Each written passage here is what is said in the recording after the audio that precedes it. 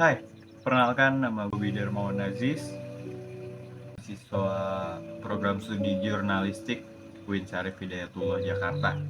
Di sini gue menjelaskan tentang ilmu sosiologi. Berikut ini.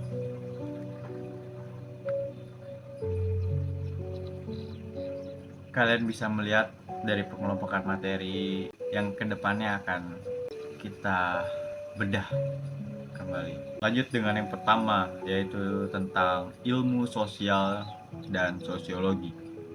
Ilmu sosial adalah bidang studi yang mempelajari berbagai aspek kehidupan sosial manusia.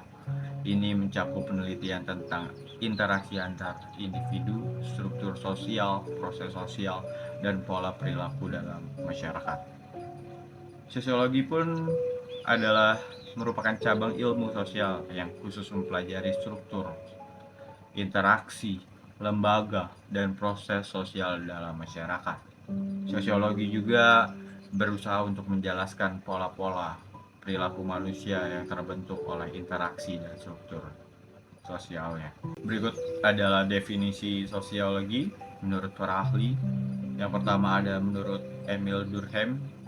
Sosiologi adalah fakta yang berisikan cara bertindak, berpikir, dan merasakan yang mengendalikan individu tersebut. Yang kedua ada menurut Surjono Sukanto, sosiologi adalah ilmu yang memusatkan perhatian pada segi-segi kemasyarakatan yang bersifat umum dan berusaha untuk mendapatkan pola-pola umum kehidupan masyarakat. Lanjut dengan hakikat, memiliki 4 poin.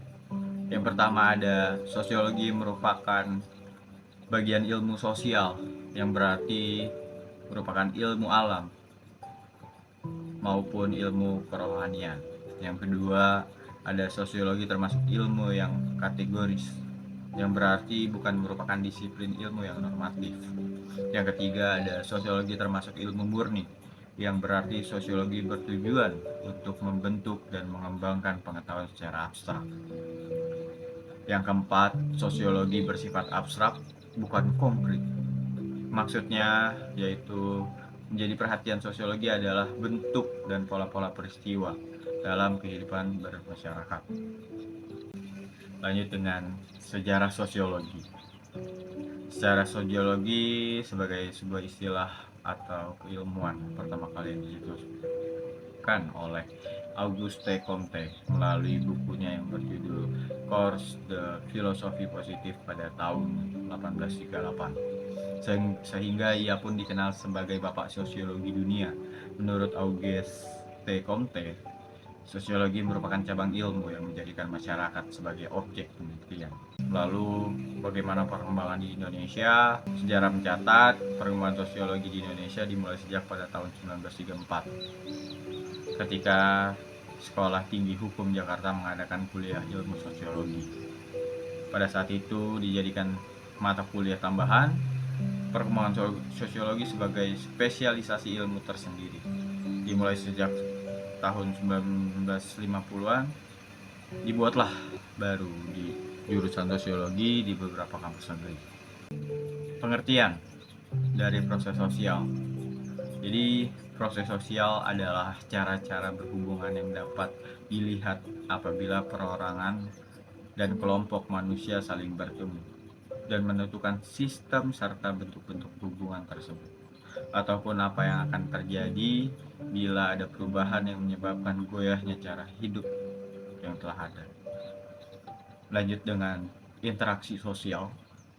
Menurut Gilin dalam buku Sukanto, interaksi sosial merupakan hubungan-hubungan sosial yang dinamis yang menyangkut hubungan antara perorangan, antara kelompok maupun antar manusia yang lainnya, di mana kelakuan individu yang satu mempengaruhi, mengubah atau memperbaiki kelakuan yang lain atau sebaliknya. Pengertian kelompok sosial. Kelompok sosial atau social group adalah himpunan atau kesatuan manusia yang hidup bersama karena adanya hubungan di antara mereka. Tipe-tipenya apa aja sih? Yang pertama ada kelompok sosial menurut proses terbentuknya. yang kedua ada kelompok sosial menurut tingkatannya, yang ketiga ada komunitas, yang keempat ada organisasi sosial. Dalam sosiologi ini ada fungsi kebudayaan bagi masyarakat, yaitu kebudayaan yang memiliki peran yang sangat signifikan bagi manusia dan komunitas ya. Berbagai tantangan yang dihadapi oleh masyarakat dan individu seperti kekuatan alam dan faktor-faktor internal dalam masyarakat tidak selalu bersifat menguntungkan. Selain itu ada kebutuhan akan memenuhi kepuasan baik secara spiritual maupun material yang menjadi penting bagi manusia dan kelompok sosial lainnya. Proses pertumbuhan masyarakat. Pertumbuhan masyarakat yang melibatkan peningkatan jumlah, struktur, dan kompleksitas individu dalam suatu kelompok yang berinteraksi dalam lingkungan sosial tertentu. Ini bisa menjadi melalui berbagai cara seperti kelahiran yang melebihi kematian.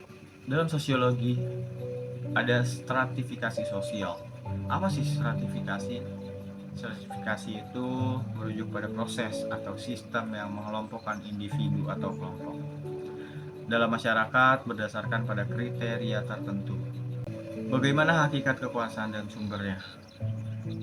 Kekuasaan dapat diartikan sebagai kemampuan untuk mempengaruhi pihak lain menurut kehendak yang ada. Memegang kekuasaan. Kekuasaan terdapat di semua bidang kehidupan dan dijalankan. Bagaimana cara mempertahankan kekuasaan? Ada 4 cara. Yang pertama ada menghilangkan peraturan sebelumnya. Yang kedua mengadakan sistem kepercayaan. Yang ketiga melakukan administrasi dan birokrasi yang baik. Yang keempat ada mengadakan konsolidasi horizontal dan vertikal.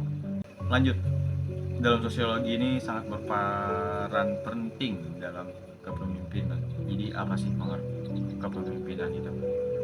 Kepemimpinan atau leadership, kemampuan seseorang untuk mempengaruhi orang lain sehingga orang lain tersebut bertingkah laku sebagaimana yang dikehendaki oleh pemimpin tersebut. Itulah.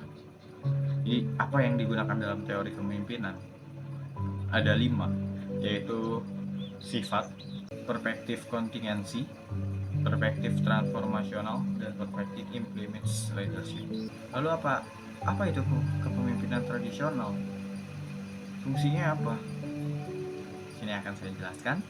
Kepemimpinan tradisional merupakan orde sosial yang berstandar kepada kebiasaan-kebiasaan kuno dengan status hak-hak kepemimpinan yang sangat ditentukan oleh adat kebiasaan yang orang dahulu sudah lakukan. Pengertian perubahan sosial. Jadi perubahan sosial secara umum diartikan sebagai suatu proses pergeseran atau perubahan tatanan atau struktur di dalam masyarakat yang meliputi pola pikir, sikap, serta kehidupan sosial untuk mendapatkan hidup yang lebih baik. Macam-macam teori perubahan sosial bisa kalian lihat sendiri. Sasaran perubahan sosial. Terakhir, contoh-contoh gerakan sosial, yaitu banyak di Indonesia pun juga sudah banyak.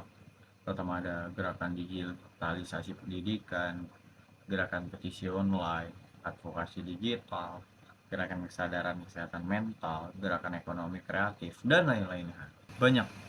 Itu merupakan sebagian kecil dari beberapa contoh gerakan perubahan sosial. Bisa kalian jabarkan kembali dalam pengertian yang apa yang saya jelaskan, apa yang saya dalami, bisa kalian kaji lagi lebih dalam. Mungkin hanya ini yang saya bisa sampaikan. Terima kasih. Wassalamualaikum warahmatullahi wabarakatuh.